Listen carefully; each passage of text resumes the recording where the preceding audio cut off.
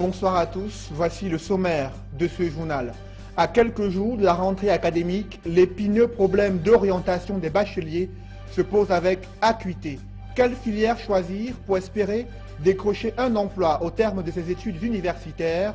Le boom des formations professionnelles attire de plus en plus des bacheliers, mais cache bien mal d'autres réalités. Autre titre de l'actualité ce soir, les Lions du basketball sortent de leur réserve pour démonter les allégations de la FECA Basket qui prétend avoir versé près de 4 300 000 francs CFA à chaque joueuse. Faux, retorquent les vice-championnes d'Afrique. Vous écouterez leurs réactions dans ce journal. Elles durcissent le ton et rejettent en bloc les nouvelles propositions de primes fixées par le gouvernement. On en parle dans un instant.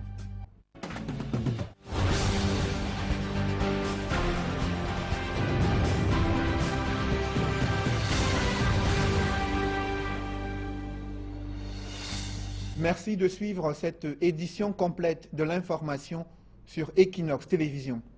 Tout d'abord, les États-Unis d'Amérique, la Grande-Bretagne et la France ont réaffirmé leur soutien au Cameroun dans le cadre de la lutte contre Boko Haram et la gestion du flux des réfugiés centrafricains et nigérians. Les diplomates de ces différents pays ont réaffirmé cet engagement lors de leur rencontre avec le tout nouveau ministre camerounais des Relations extérieures. Compte rendu, Marcelin Gansop.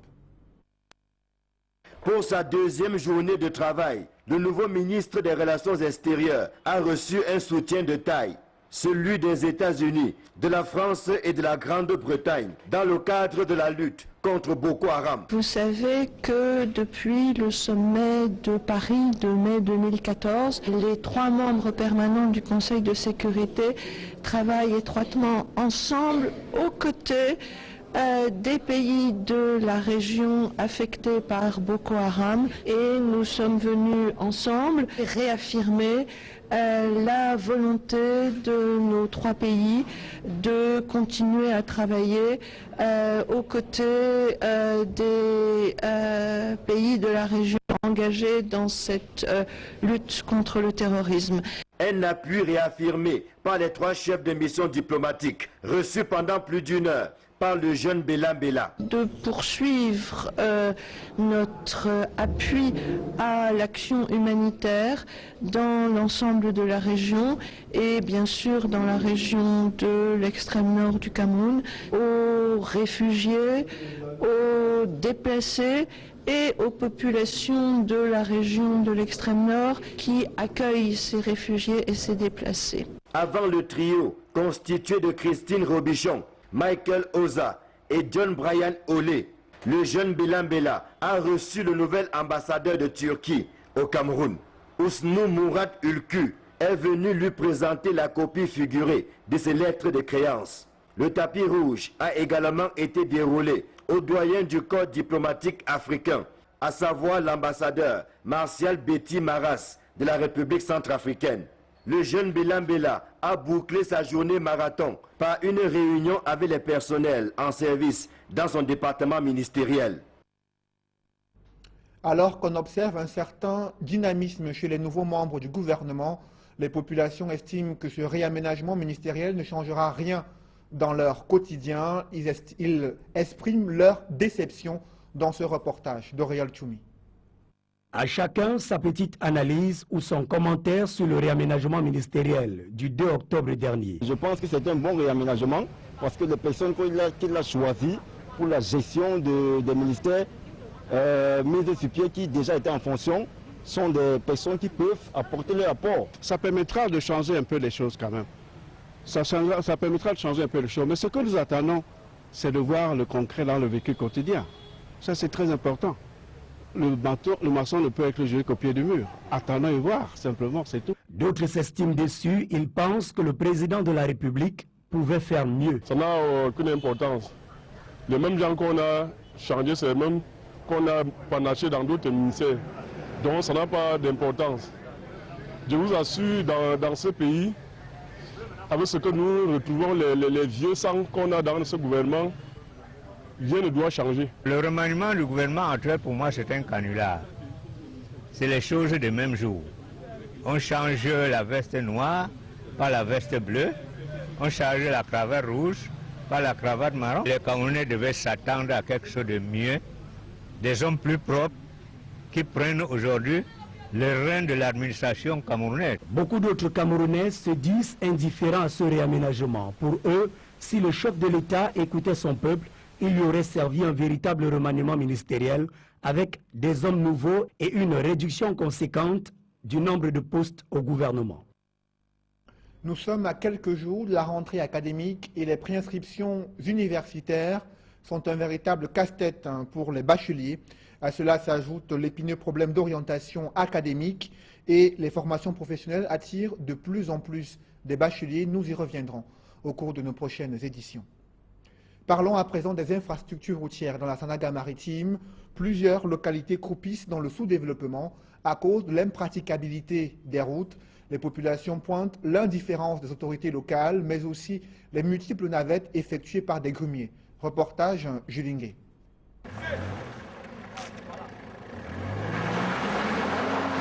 Cette petite démonstration témoigne à suffisance du calvaire auquel les habitants du village Somakek dans le département de la Sanaga maritime font face. Cette zone très enclavée est confrontée à un réel problème lié aux infrastructures routières. Le mauvais état de la route entrave le plein épanouissement des riverains. Ces derniers pointent un doigt accusateur sur des exploitants forestiers qui exercent dans cette localité. On a les faux exploitants forestiers qui ont abîmé toute la route. Toute la route. Ils n'ont aucun papier qui les permet de couper le bois, ni à l'arrondissement de la Debamba, ni à Ndogwanga, les villages voisins jusqu'à Masso. Conséquence, la route se dégrade davantage. Pire encore, en saison de pluie. Il faut s'armer de beaucoup de patience pour braver ces bourbiers. J'étais obligé de prendre le renfort avec les enfants du quartier. Voilà, ils m'ont aidé à pousser le véhicule. J'ai dû dépenser 5 000 francs pour m'en sortir du bourbier. Comme la route est bloquée, les produits pourris s'emboussent, tellement la route est enclavée. Alors le mauvais état de route fait en sorte que les voitures ne peuvent pas arriver au champ. Donc nos produits, normalement, on est obligé de porter ça sur le pouce. Nous ne voulons plus ces exploitants forestiers qui ne sont pas connus par le gouvernement dans ces zones. Nous ne le voulons plus. Les habitants qui ne savent plus à quel sens se vouer exigent que des dispositions soient prises pour leur permettre d'améliorer leurs conditions de vie. Toujours dans ce même registre, les axes routiers reliant Douala, Bamenda, Bafoussam et Yaoundé sont dans un piteux état, ce qui occasionne de nombreux accidents mortels enregistrés ces derniers mois. D'aucuns estiment que la réhabilitation de ces routes doit être une priorité pour le nouveau ministre des Travaux publics, Éric Massian-Diomo. Des axes accidentogènes. Yaoundé Bafoussam Bamenda, Douala Bafoussam Bamenda. Ce qualificatif n'est pas toujours dû aux chauffeurs ou aux chauffards, comme sont souvent appelés les conducteurs imprudents sur les axes routiers, mais dans la plupart des cas, il est dû à la dégradation avancée de plusieurs tronçons sur ces axes et au mauvais entretien de la route. Sur ce deuxième aspect, on note entre Douala et Bamenda passant par Bafoussam et entre Yaoundé et Bamenda passant par la même ville, la désuétude ou l'absence de panneaux de signalisation, l'envahissement des chaussées par les hautes herbes pour ne citer que ces deux éléments.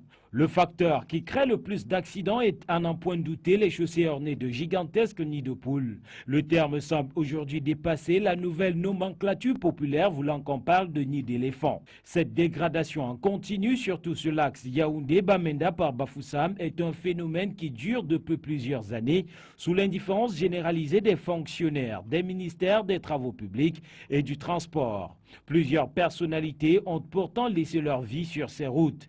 Ils sont nombreux, les usagers qui s'interrogent sur l'utilisation faite de l'argent récolté du fonds routier.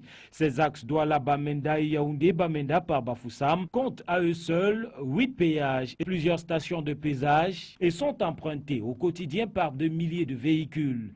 Voilà présenté un des défis majeurs du nouveau ministre des Transports, tout comme du secrétaire d'État. Auprès du ministre des Transports chargé des routes, le nouveau ministre des Travaux publics n'est pas en reste. Comment rentabiliser davantage le potentiel minier du Cameroun? Le gouvernement a remis à diverses structures de nouveaux équipements de pointe pour mieux analyser et apprécier la richesse de notre sous-sol. Élisée Bogba et Marcelin Gansot. La cartographie géologique et les connaissances globales du potentiel minier du Cameroun restent très limitées et même dépassées. Les données géochimiques et géophysiques sont insuffisantes pour porter un secteur qui, bien géré, pourrait contribuer à la croissance économique. À peine 50% du sous-sol camerounais est connu, ce qui ne donne pas suffisamment d'informations sur le potentiel minéral dont dispose notre pays. C'est donc pour améliorer les données actuelles que diverses structures du ministère des Mines ont reçu des équipements de traitement et d'interprétation des données géophysiques. Ça nous permet donc de savoir concrètement, je vais parler de manière simple, que nous avons ici de l'eau, ici nous avons les hydrocarbures, là à côté nous avons par exemple l'enveloppe caractéristique du fer qui est solide. L'enveloppe caractéristique de l'or qui est solide, l'enveloppe caractéristique de l'étain qui est solide. Un bon usage de ces équipements devrait redynamiser les activités de cartographie géologique et de recherche minière, et ce, pour une meilleure connaissance de notre sous-sol. Dans ce domaine minier, la recherche est souvent difficile. Maintenant que le Précasem, dans ses missions régaliennes, s'est donné d'assister les structures qui opèrent sur le terrain, il me semble que ces structures-là peuvent valablement rester parce que le matériel qui leur a été remis sera d'un très grand apport. Pour sa première sortie officielle, le nouveau ministre des Mines s'est réjoui de ce que ces équipements viennent trouver un personnel bien outillé au terme d'une formation acquise sur place et au Canada. C'est à ce personnel que revient la charge de traiter et d'interpréter les données à des fins de recherche géologique, hydrogéologique et minière. Et c'est reparti pour Miss Orangina 2015. La course pour la succession de Bettina Duissi est lancée. Cette nouvelle saison va connaître de grandes innovations, selon la société anonyme des brasseries du Cameroun, Innocent Abega et Aurélien Tchoumi.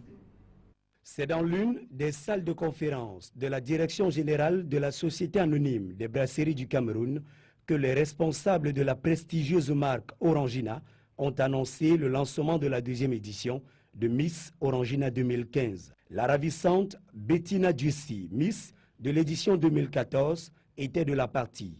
Autour d'elle et de toute l'équipe de production, les partenaires minutieusement sélectionnés pour accompagner cette grande saison oranginale.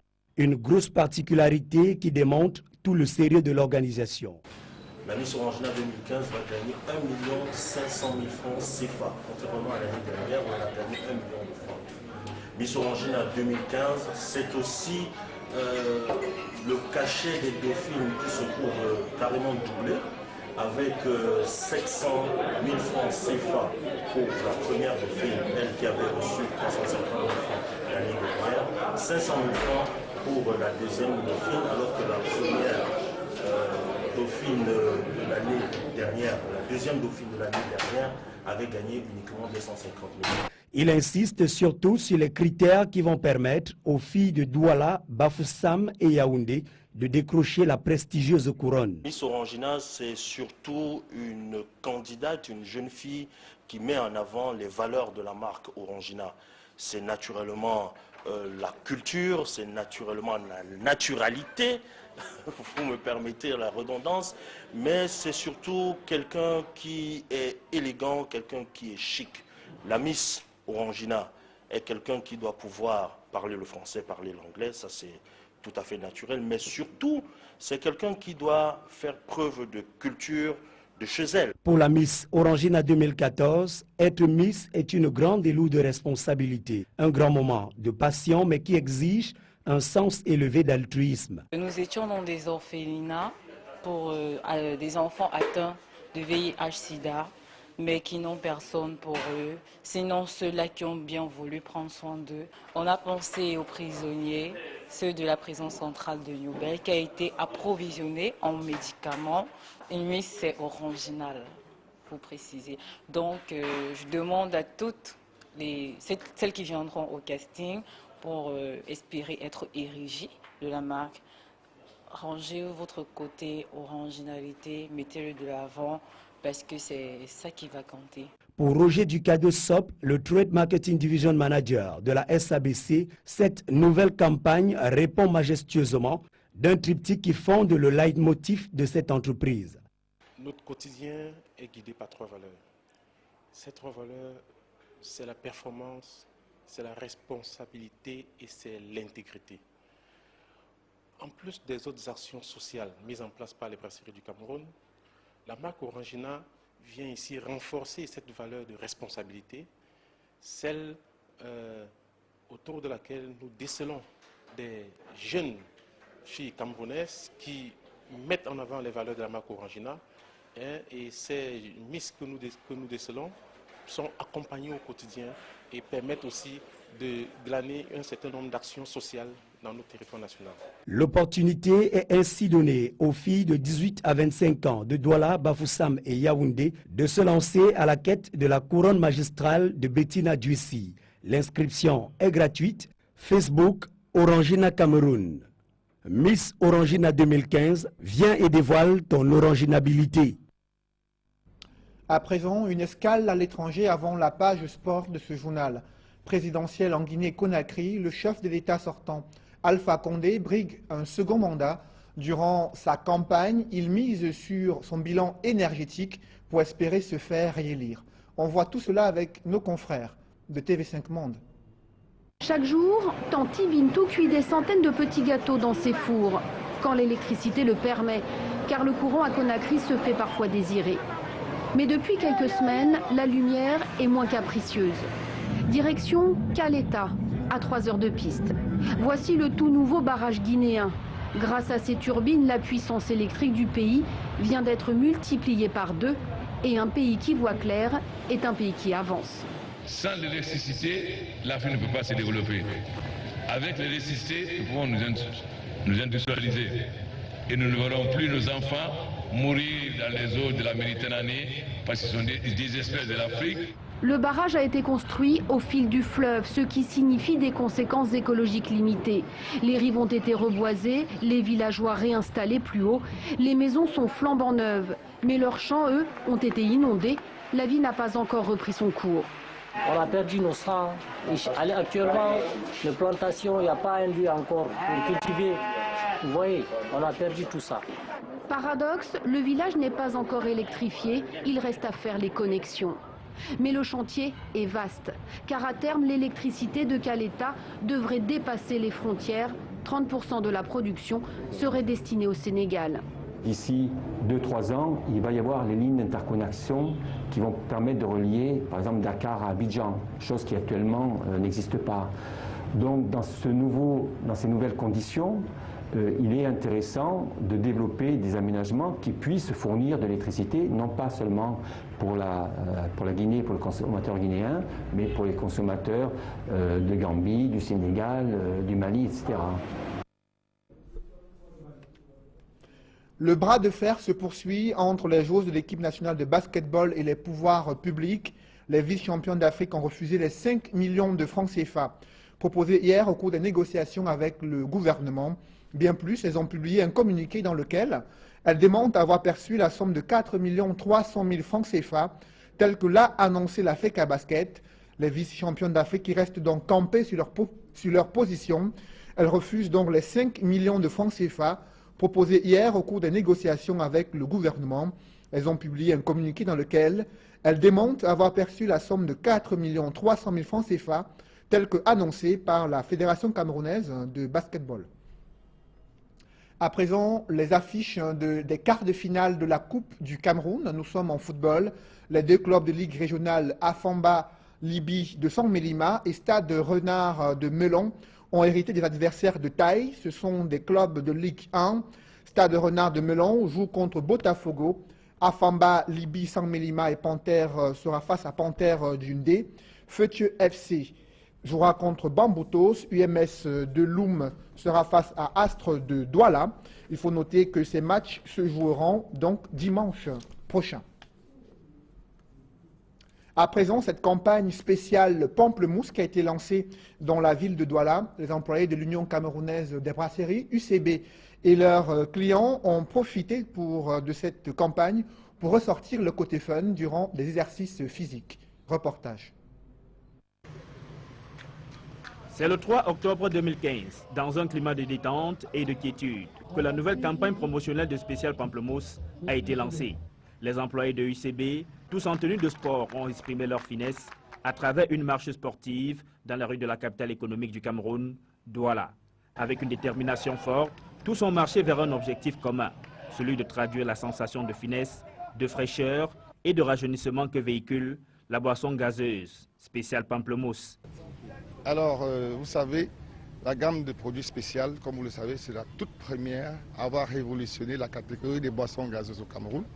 Et il est temps pour nous de pouvoir rappeler ce goût unique, cette sensation fraîche, cette sensation de jeunesse et qui rend toujours spécial. Aujourd'hui, nous avons commencé par une marche parce qu'il faut rester feel fresh, feel young and feel special. Spécial Pamplemousse, une boisson gazeuse fabriquée à base d'extraits de fruits naturels, est très rafraîchissante et constituée d'éléments essentiels pour le bien-être et le bonheur des consommateurs. Comme vous le savez, le Spécial Pamplemousse est pratiquement la première boisson gazeuse au Cameroun faite à base d'extrait de pamplemousse, de concentré de pamplemousse, c'est-à-dire 100% du jus de pamplemousse. Alors les bienfaits de pamplemousse ne sont plus à démontrer. Vous prenez une boisson Spécial Pamplemousse, vous ressentez tout de suite de la vigueur, de la force et de l'énergie. Et comme le dit le slogan, en prenant du Spécial Pamplemousse, vous restez frais, vous restez jeune et vous restez spécial. Les consommateurs de Spécial Pamplemousse peuvent également déguster leur boisson gazeuse préférée en regardant sous la capsule pour gagner des polos, des tablettes, des vélos VTT avec un casque et des milliers de bouteilles gratuites.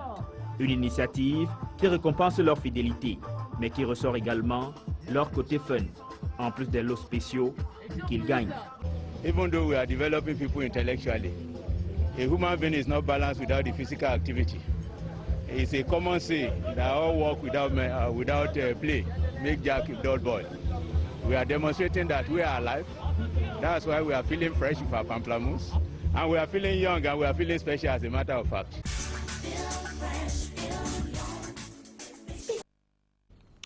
C'est la fin de ce journal. Merci de l'avoir suivi. Je vous souhaite une bonne soirée sur Equinox Télévision.